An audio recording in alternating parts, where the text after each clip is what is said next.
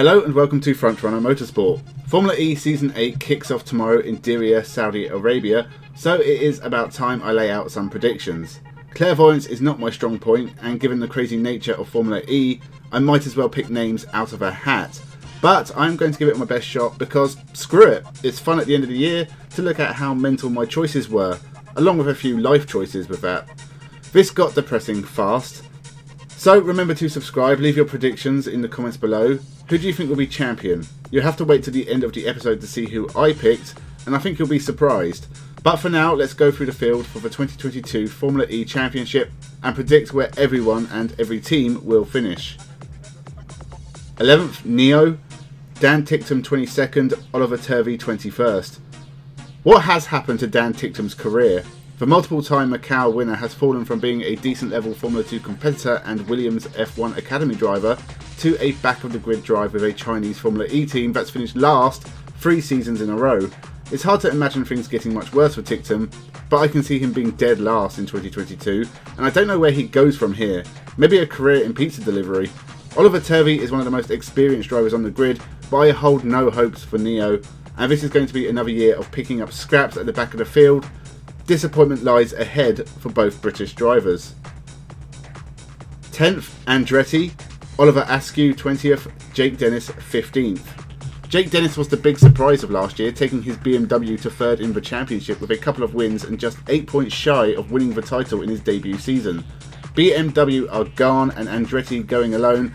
I think it's 50-50 given that Andretti are an experienced team. Without BMW, it could go either way. I'm taking a risk in saying they're going to find it harder this year.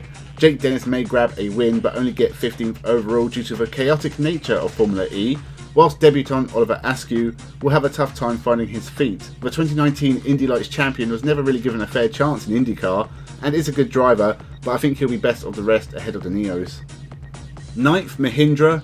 Alexander Sims 18th, Oliver Rowland 17th. Alexander Sims has always finished around this level, in the midfield putting in some decent performances but never really challenging the top half of the championship. This is his 4th season of Formula E and I expect more of the same. Oliver Rowland has switched from a disappointing year with Nissan and I think he'll continue to fall down the field now with Mahindra. I hope he does enough to finish ahead of at least one Nissan, otherwise he'll be kicking himself for leaving. 8th, Nissan. Maximilian Gunther 16th, Sebastian Buremi 12th. Speaking of Nissan, what the hell happened last year? Buremi drove like a drunken goat and Nissan, who have always been fairly competitive, fell to being pretty naff. Gunther has moved from the escaping BMW and will bring his inconsistencies with him. He's more up and down than a bipolar on a trampoline and I imagine that will continue, just lower down the field. Sebastian Buremi, I said he'd be champion last year and he finished 21st. A part of me wants to put him last out of spite, but it's hard to imagine Buremi being that bad again, so let's go midfield. But I don't see a full recovery for Nissan just yet. 7th, Dragon. Sergio Sette Camara 19th, Antonio Giovinazzi 11th. The signing of Antonio Giovinazzi is a bit of a coup for Dragon Penske.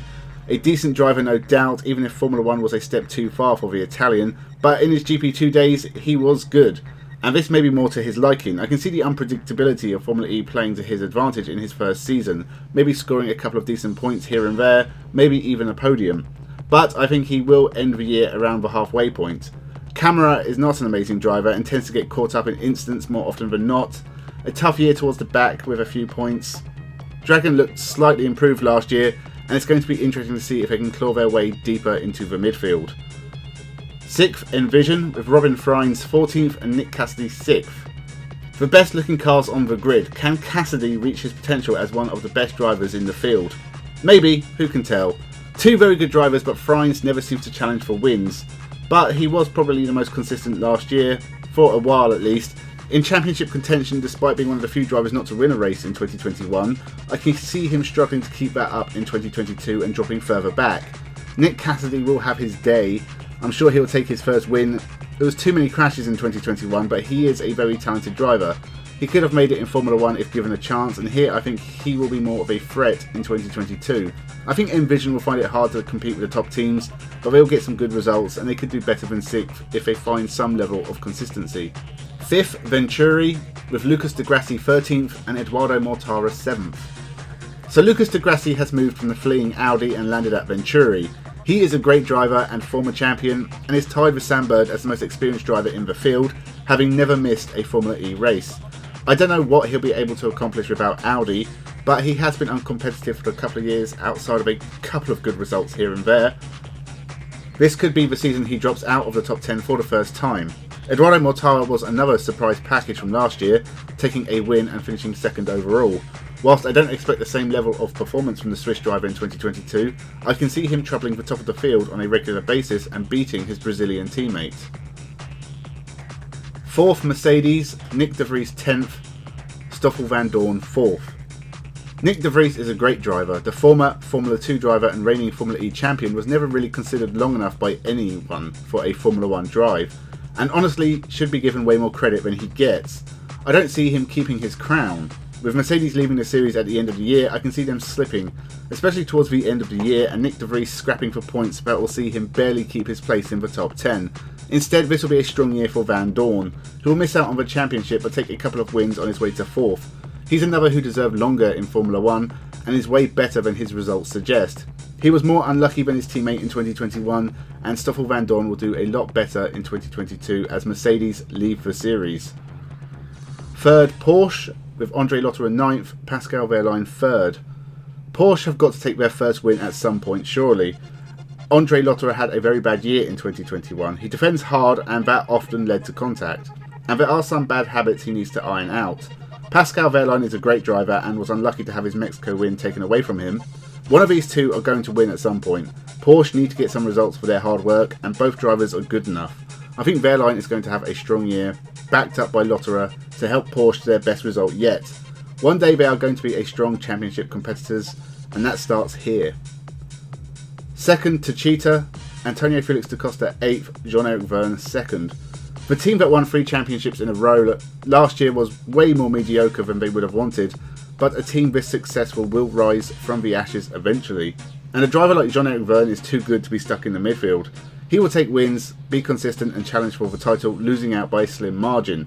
Antonio Felix da Costa is also a former champion, and both drivers are very experienced in the series, so know how to be successful, and the Gold Cars can reclaim their crown.